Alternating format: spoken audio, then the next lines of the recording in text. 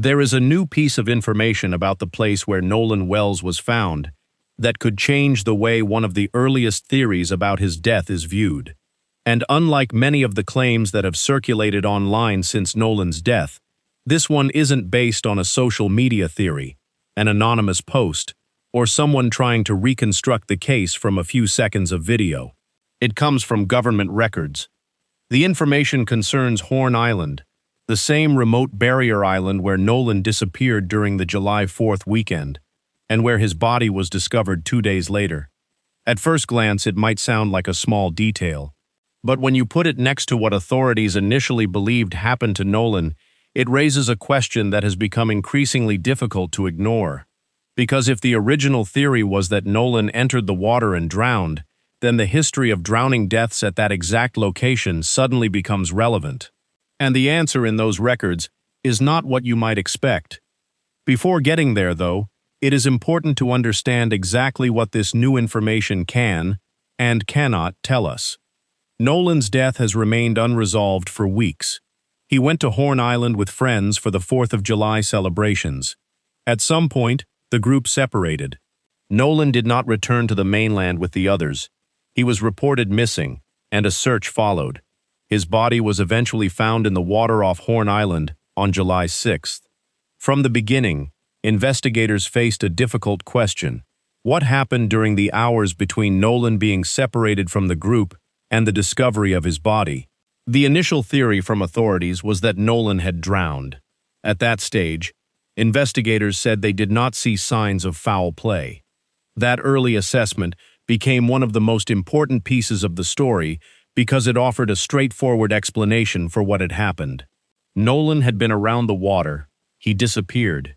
His body was later found in the water, so drowning became the obvious possibility. But obvious is not the same thing as established, and that distinction matters here. The official autopsy has been completed, but its findings have not been made public. The Jackson County District Attorney has said that the findings and evidence will be part of the process leading toward a grand jury review. The family also commissioned an independent autopsy.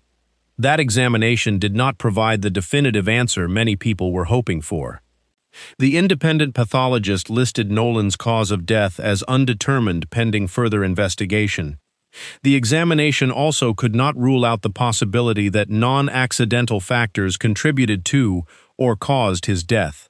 That wording is important. It does not mean the independent examination proved Nolan was murdered. It means the examination could not establish a definitive cause of death from the information available to the independent pathologist.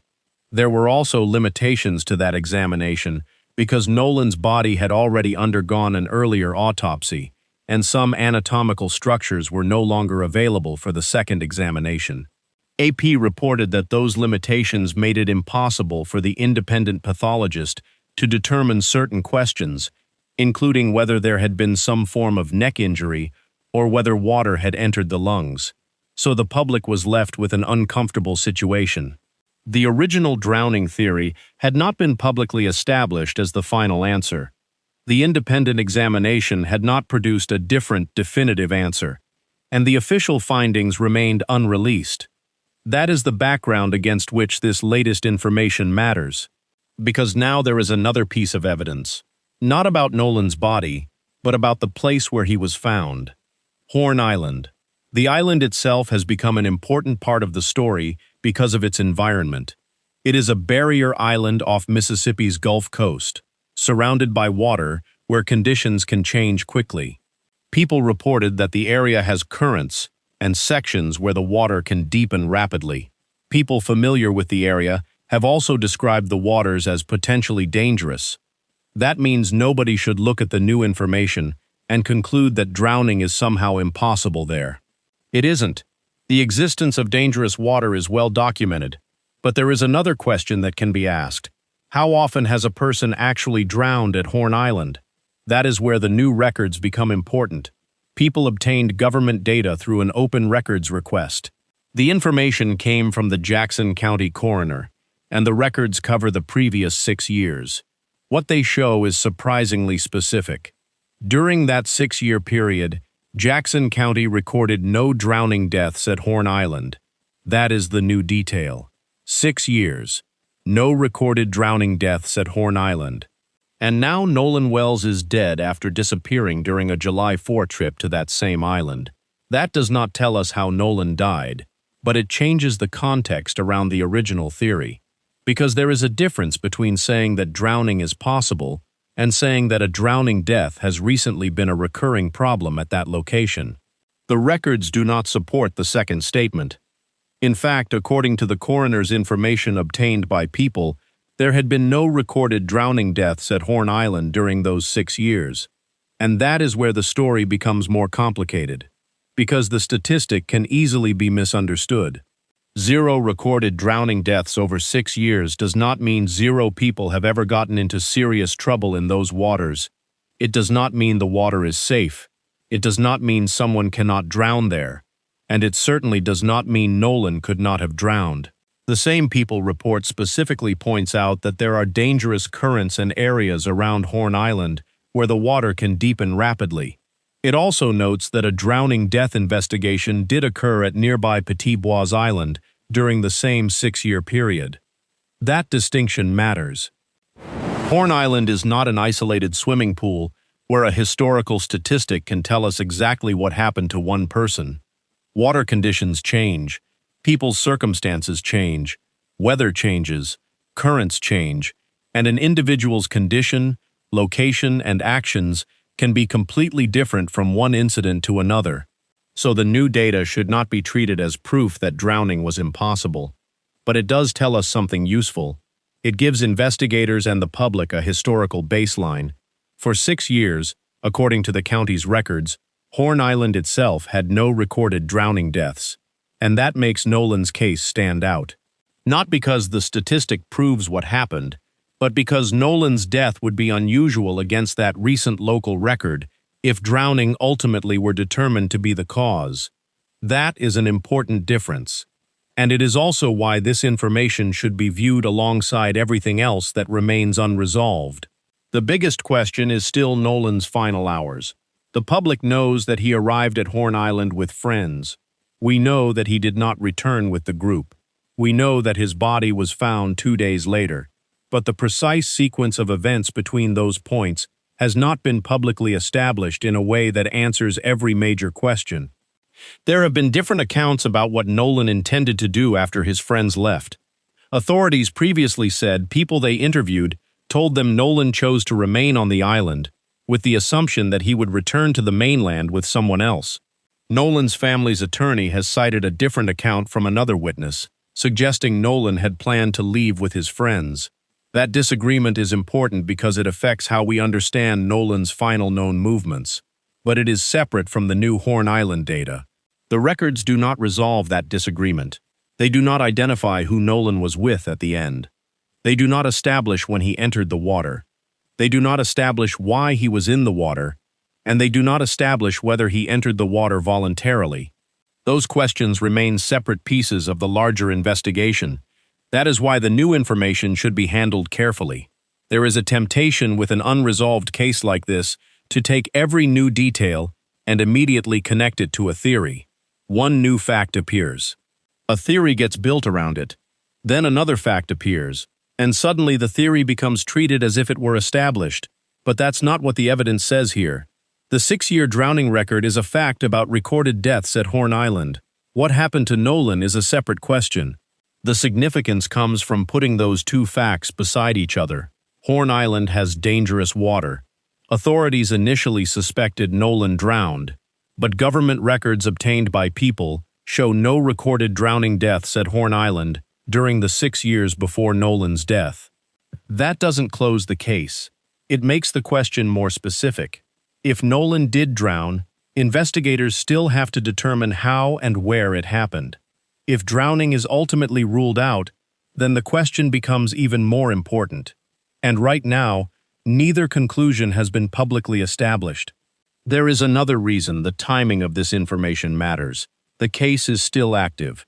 The official autopsy findings have not been released publicly. The district attorney has said the investigative findings will be presented to a grand jury, and the family, through its legal team, continues to seek answers. The knock also joined the family's legal effort in August, calling for a comprehensive investigation and greater transparency. Reuters reported that authorities had not publicly released final conclusions about how Nolan died, and that the Jackson County Sheriff's Office said the investigation remained ongoing. That means the new Horn Island data is entering a case where the central question remains open, and that is why it matters more than it might appear to at first. This isn't simply a statistic about an island. It is another piece of context surrounding the place where Nolan's body was found. For weeks, people have looked at Horn Island primarily through the lens of what happened to Nolan. Now there is another way to look at the location. What does its recent history tell us? And what does that history mean when compared with the circumstances of Nolan's death? The answer isn't as simple as, no one has drowned there. The actual statement is narrower. There were no recorded drowning deaths at Horn Island in the previous 6 years, according to the Jackson County coroner's information obtained by People. That wording matters, because recorded deaths are not the same thing as every dangerous incident, and 6 years is not forever, but it is still a significant enough period to give investigators a useful point of comparison.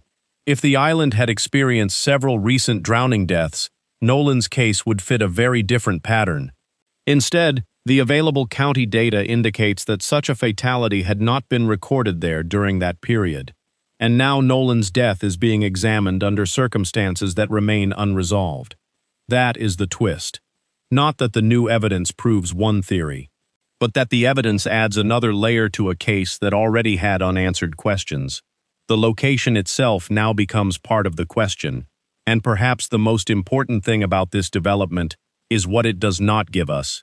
It does not give us Nolan's final conversation. It does not give us a confirmed timeline of his last movements. It does not tell us exactly when he entered the water. It does not tell us why he was separated from his friends. It does not reveal the official autopsy findings. And it does not tell us the final cause or manner of death. Those answers still have to come from the investigation. There is also a separate piece of evidence that has attracted attention: Nolan's phone. The phone was found with friends on the mainland rather than with Nolan's body, and the family has argued that forensic examination of the device could help establish what he was doing before his disappearance. People reported that, as of its August 13 report, the phone had not yet been analyzed because of a dispute over the logistics of a joint examination.